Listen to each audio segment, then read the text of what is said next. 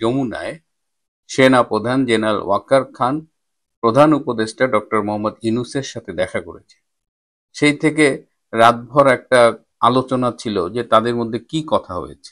আমাকেও কয়েকজন নক করেছেন, আমি চেষ্টা করেছি আমার সূত্রে জানার। ডেফিনেটলি আগামীকাল 13ই নভেম্বর আওয়ামী লীগ লকডাউন ডেকেছে এবং সেই লকডাউন নিয়ে দেশে বিদেশে ব্যাপক আলোচনা হচ্ছে। সুতরাং দুজনের আলোচনার মধ্যে সেই লকডাউন নিয়েও কথা হয়েছে। আপনারা জানেন সেনাবাহিনী অলরেডি 50% উইথড্র করেছে, বাকি 50% রাখার জন্য নানা রকমের চেষ্টা চলছে এবং তারা এখন পর্যন্ত আছে।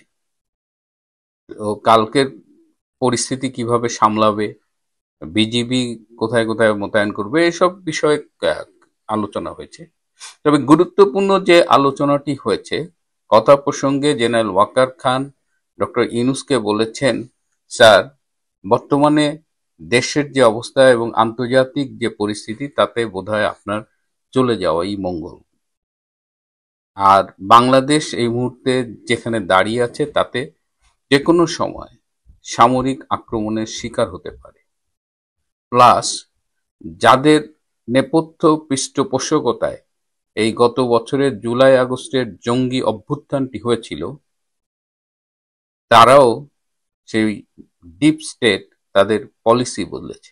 সো সামগ্রিক বিবেচনায় জেনারেল ওয়াকারের মনে হয়েছে যে ডক্টর ইউনূসের চলে যাওয়াটাই এখন সবচেয়ে ভালো।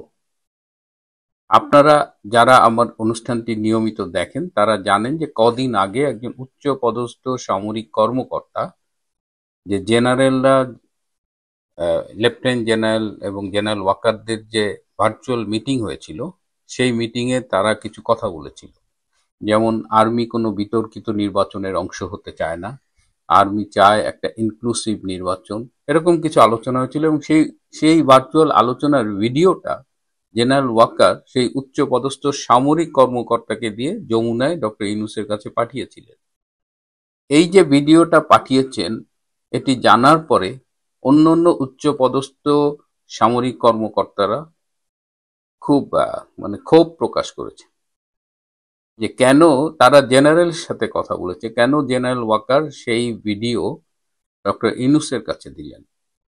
আমার যেটা মনে হয় যে জেনারেল ওয়াকার, যেহেতু তার অনেকগুলো মুখ, তাকে চেনা খুব কঠিন, এবং যেহেতু তার অন্তরে জামাত, সে ডক্টর ইউনূসের কাছে ওই ভিডিও দিয়ে বলেছে যে বোঝাতে চেয়েছে যে আমি কি করব, এটা সবার ধারণা। So he is playing all around. তো এটা তিনি বলেছেন।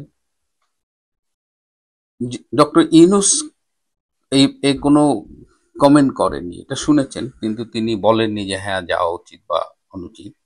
কিন্তু আমার এই প্রসঙ্গে আমার কিছু ব্যক্তিগত অবজারভেশন আছে।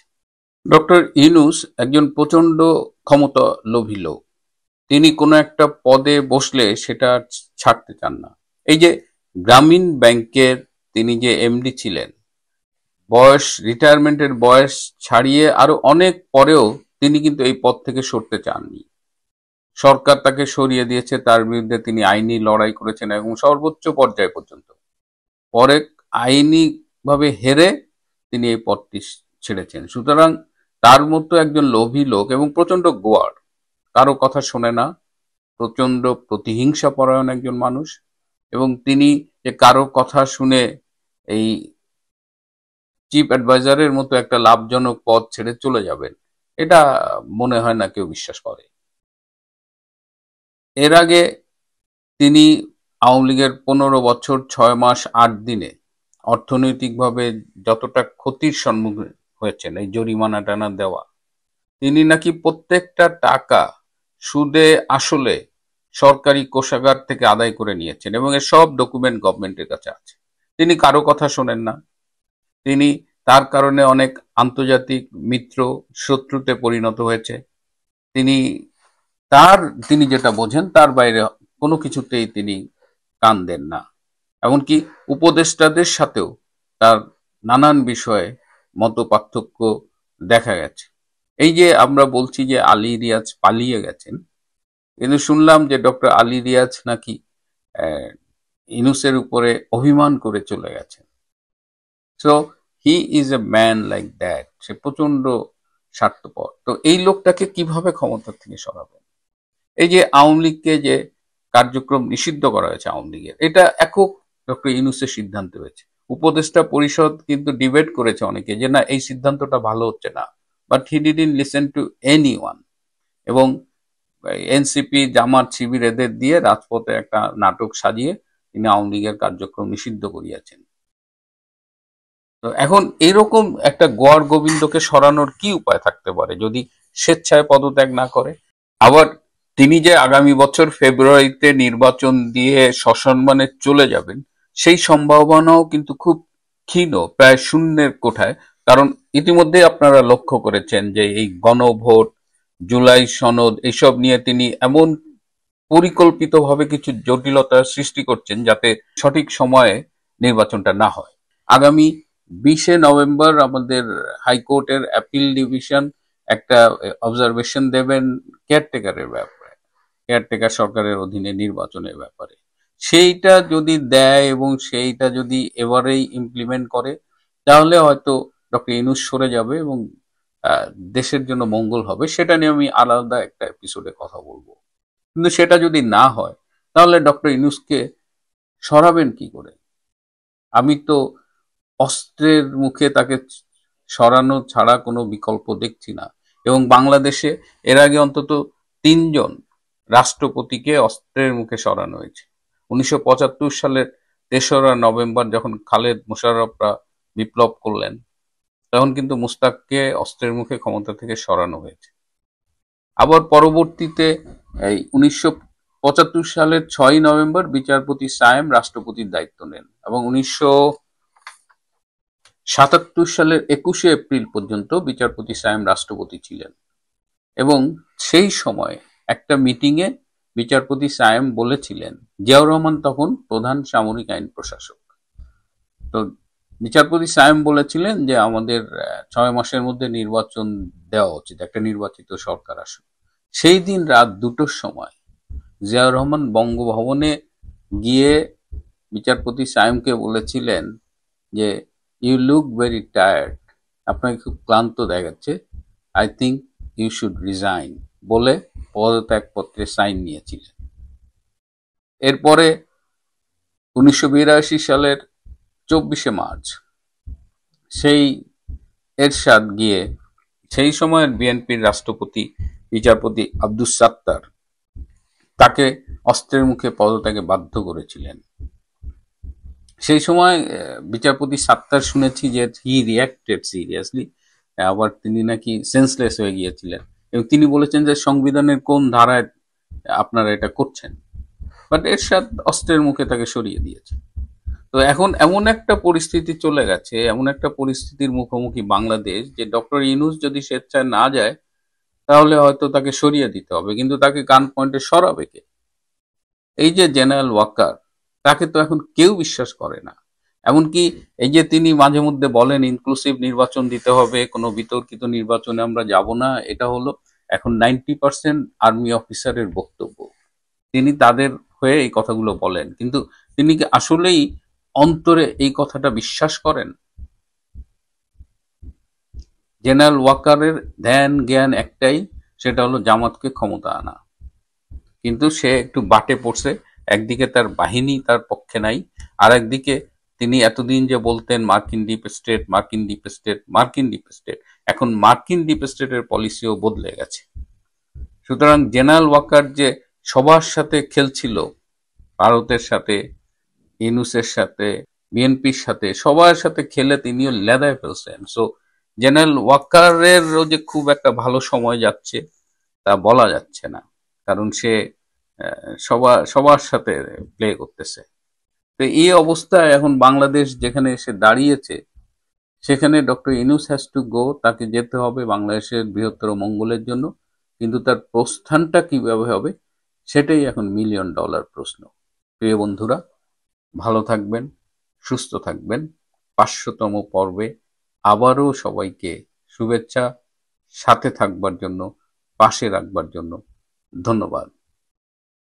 ভালো থাকবেন, সুস্থ থাকবেন, তার চেয়েও জরুরি হলো নিরাপদে থাকবেন। আওয়ামী লীগের লকডাউন রুখে দেওয়ার ঘোষণা দিয়েছে পুলিশ, পারবে কি?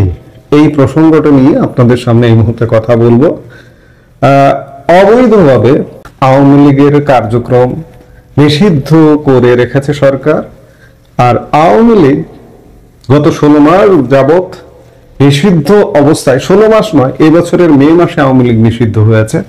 এই নিষিদ্ধ থাকবার পরেও আওয়ামী লীগ জেগে উঠেছে, জোরালো ভাবে কার্যক্রম চালিয়ে যাচ্ছে এবং আগামীকাল 13 নভেম্বর ঢাকা লকডাউনের ঘোষণা দিয়েছে আওয়ামী লীগ। এই কর্মসূচিকে কেন্দ্র করে বৃহস্পতিবার ব্যাপক নিরাপত্তামূলক ব্যবস্থা নেওয়ার ঘোষণা দিয়েছে ঢাকা মহানগর পুলিশ, ডিএমপি। অন্যদিকে আওয়ামী লীগ নেতারাও জোরালো ভাবে জোর দিয়ে দাবি করছেন যে পরিস্থিতি যাই হোক না কেন তারা এই কর্মসূচির মাধ্যমে ঢাকাকে বিচ্ছিন্ন করে দেবেন। এর আগে গত কয়েকদিনে ঢাকা সহ বিভিন্ন জায়গায় ককটেল বিস্ফোরণ ও বাসে অগ্নিসংযোগের মাধ্যমে নাশকতার জন্য আওয়ামী লীগকে দায়ী করছে সরকার ও আইন শৃঙ্খলা বাহিনী। পুলিশ বলছে এই ঘটনার মাধ্যমে মানুষের মধ্যে আতঙ্ক ও আশঙ্কা তৈরি হয়েছে।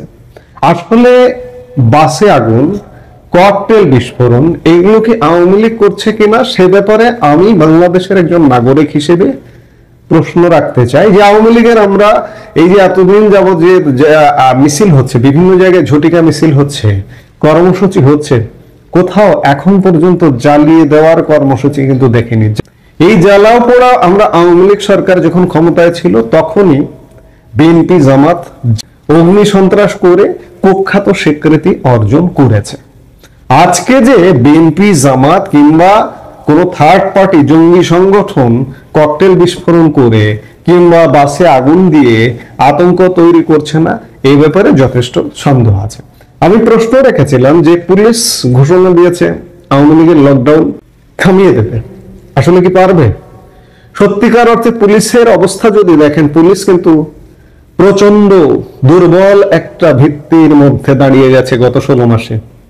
গত 5 অগাস্ট সময়কালে পুলিশের উপর বর্বরোচিত হামলা করে পুলিশ মেরে ফেলানো হয়েছে। তারপর থেকে পুলিশের মনোবলটা ভেঙে ফেলানো হয়েছে এবং পুলিশের এই মনোবল আর চাঙ্গা হয়নি।